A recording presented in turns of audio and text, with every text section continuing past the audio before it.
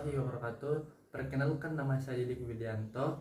Di sini saya akan menyampaikan buku yang kami ambil di video pembahasan selanjutnya. Jadi kami di sini mengambil ada 4 buku. Buku yang pertama itu yaitu buku Kapital Selektif Pendidikan Islam karya Maesarul Lubis. Kemudian buku yang kedua itu Kapital Selektif Pendidikan Islam karya Ismawati SPD MPDI dan Dr. Muhsan MI LI. Kemudian buku yang ketiga itu yang berjudul Islamic Study di Perguruan Tinggi Pendekatan Integratif Interkonektif, yaitu karya Prof. Dr. MI Amin Abdullah. Kemudian buku yang keempat itu Integrasi Kurikulum, Konsep, Model, dan Aplikasi, yaitu karya Dr. Wafi Ali Hajjah MPDI. Itulah buku-buku yang kami ambil di video pembahasan selanjutnya. Selamat menyaksikan video pembahasannya. Wabarakatuh, saya Husnul Khotimah dan ada rekan saya yang akan melanjutkan pemaparan materi setelah ini, yaitu Didik Widianto. Kami akan membahas tentang bab 2, yaitu tentang isu dikotomi pendidikan dan integrasi ilmu. Nah, pertama saya akan memaparkan tentang sejarah dikotomi pendidikan. Sejarah dikotomi pendidikan ini merupakan persoalan mendasar dalam sejarah Islam, khususnya di dunia Muslim. Muslim modern, dikotomi ini ditandai oleh pemisahan antara ilmu dan agama, ilmu umum dan ilmu agama, yang berdampak pada fragmentasi sistem pendidikan dan cara pandang terhadap ilmu pengetahuan. Nah, fenomena ini tidak muncul secara tiba-tiba, melainkan dipengaruhi oleh berbagai faktor, yaitu faktor historis, filosofis, serta struktural.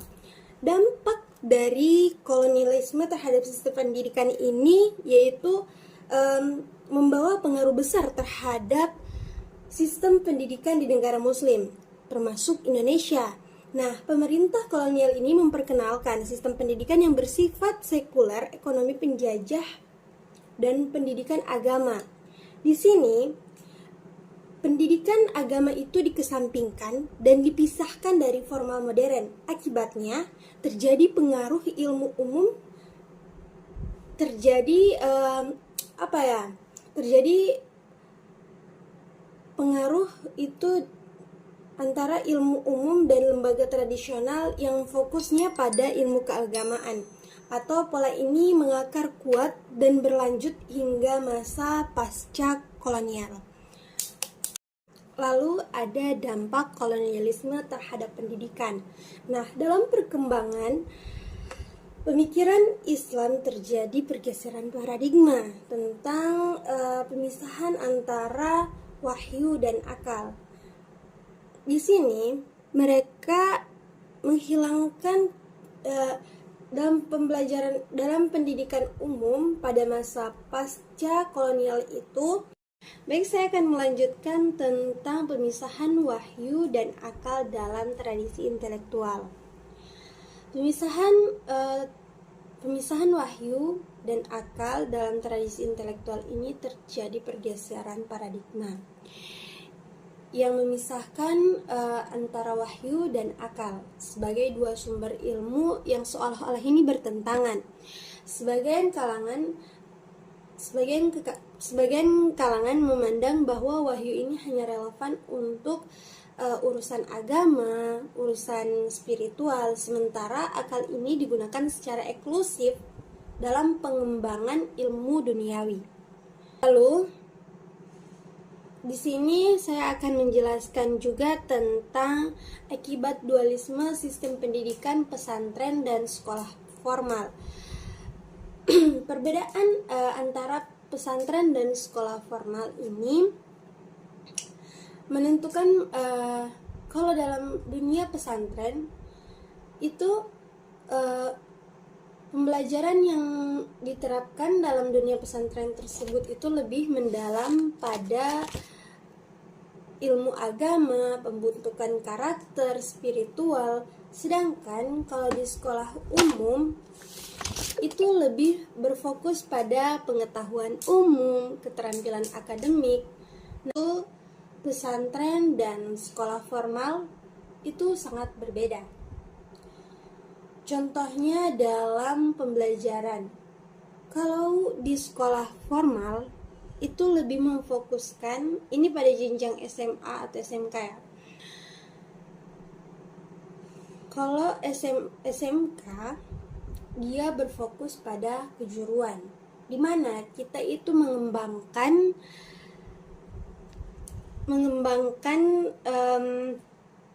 izin minum.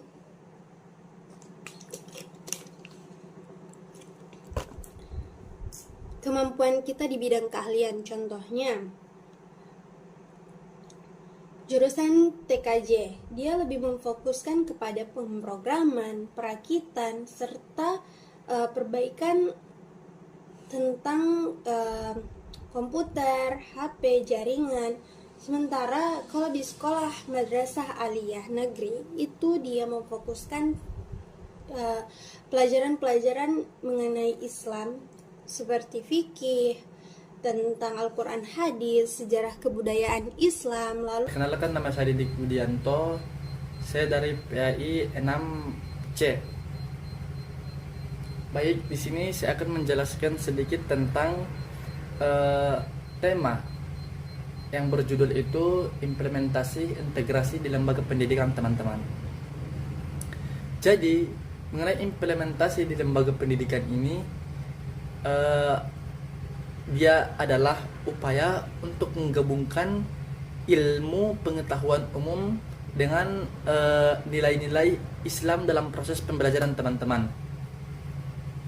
Nah, tujuan daripada digabungkannya ilmu umum dengan nilai-nilai Islam itu agar peserta didik itu tidak hanya pintar atau cerdas secara akademik, tetapi juga memperkuat daripada iman mereka, terutama akhlak, dan mereka bisa berpikir lebih kritis lagi atau lebih dalam lagi, teman-teman. Nah, kemudian integrasi juga ini bertujuan untuk menghilangkan daripada pemisahan antara ilmu agama dengan ilmu umum. Nah, dengan alasan dalam Islam semua ilmu itu kan berasal dari Zat yang Maha Kuasa, yaitu Allah Subhanahu wa Ta'ala. Nah, itu daripada integrasi implementasi pendidikan. Kemudian ada strategi pembelajaran yang terintegrasi di dalam kelas,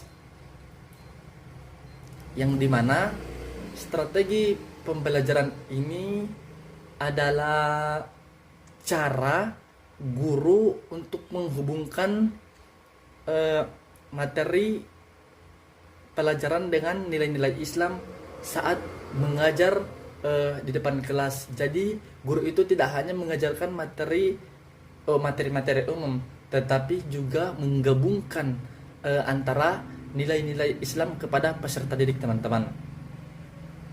Nah, jadi beberapa strategi yang dapat digunakan yaitu yang pertama itu mengaitkan materi Al-Quran dan hadis yang relevan kepada peserta didik. Itu poin pertama. Kemudian poin kedua itu menghubungkan pembelajaran dengan nilai moral Islam seperti kejujuran, disiplin, serta tanggung jawab kepada masing-masing atau kepada peserta didik tersebut. Nah, kemudian diskusi dan kerja kelompok, teman-teman, yaitu memahami konsep ilmu sekaligus nilai Islam. Nah, dan poin berikutnya itu project atau tugas berbasis nilai Islam, teman-teman. Nah, jadi dengan strategi ini pembelajaran tidak hanya mengembangkan pengetahuan, tetapi juga karakter, kedisiplinan peserta didik, spiritualitas siswa itu bisa berkembang. Itu daripada strategi implementasi di kelas. Nah, kemudian pengembangan bahan ajar berbasis nilai Islam teman-teman. Jadi bahan ajar ini berbasis nilai Islam adalah materi pembelajaran yang memasukkan nilai-nilai Islam di dalamnya. Jadi, nah contoh seperti implementasi tadi di kelas itu.